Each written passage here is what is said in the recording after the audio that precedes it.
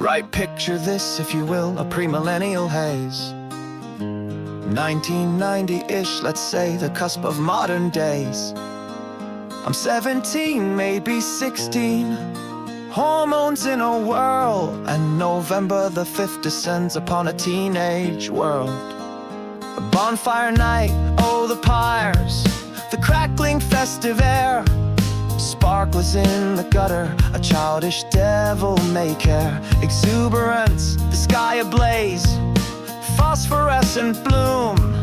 A Kirby's chorus ringing out, dispelling winter gloom. Kids were gathered, huddled close in jackets far too thin, eyes wide with pyrotechnic awe, letting joy seep in. A proper British pantomime of crackers, bangs and fizz, a fleeting fiery masterpiece of youthful reckless bliss. A cacophony of glee and gas, a symphony of light. It was magical, alright, bloody gorgeous bonfire night.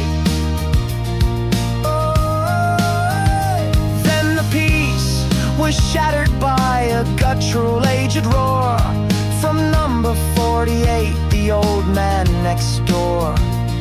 He lurched into the street, a shadow in the fading light, but brandishing, I swear to God, a fish-batten of unholy might. A fish-batten, I mean, seriously, what the actual hell? This septuagenarian has seen no fury spell. He's yelling about the noise, the racket, the infernal din, completely, utterly detached from where the noise begins. He's blaming us, the neighborhood, for auditory crime, while all the bangers and the whiz-bangs were courtesy of Guy Fawkes this time. Unrelated baddie, bar me off his rocket clean insane. He starts to chase the smaller kids, inflicting actual pain, whacking knees and shoulders with his weapon wet and grim. This bizarre aquatic bludgeoning, a cherubic little limb. But children, bless their scrappy hearts, possess a primal code, an instinct for injustice when the fun is being rode. Blocked, twacked, and terrorized by geriatric wrath, they turned upon him in masses and on his bony arse he promptly landed like a sack of slightly rotten spuds, outnumbered, outmaneuvered by the miniature buds. A brief, chaotic skirmish of flailing fists and shrieks, then silence fell as quickly as the water from his leaks. A damp and humbled old man retreated to his lair, leaving baffled, bruised, but ultimately none the worse for wear. Young combatants to stand around in stunned, bewildered groups, contemplating the strange event, the crazy fish on coops.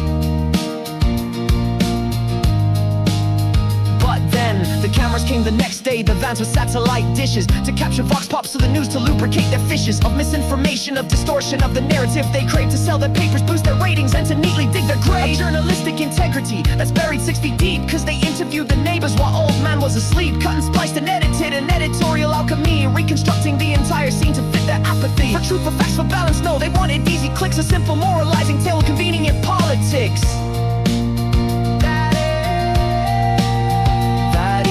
Gathered round the telly, crisps and lemonade in hand, we waited for the 6 o'clock to see how it was planned, to witness our 15 minutes of local notoriety, to see the fish-batten madness for all the world to see.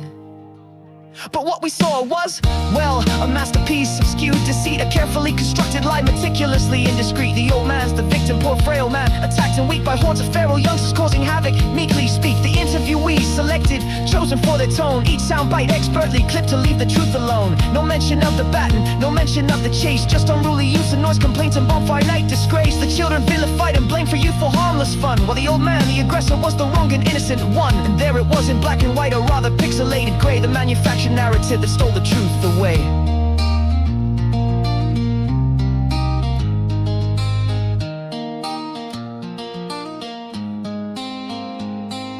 "24 years on, and the lesson still it stings, the casual manipulation that the mainstream media brings. The bonfire night, a tiny crack in my naive teenage shell, revealing the insidious ways that stories they can sell, that fabricate and fudge and fib for profit, power and control, and leave the little people reeling, feeling empty in their soul. So next time you are watching news or reading headlines bold, I remember that old man and the story that was sold. Remember Kirby's sparklers bright, the fish-batten and the lies, and question every bloody thing before you open up your eyes and swallow down the propaganda that they so eagerly dispense. Cause truth, my friends, is a casualty when ratings make no sense.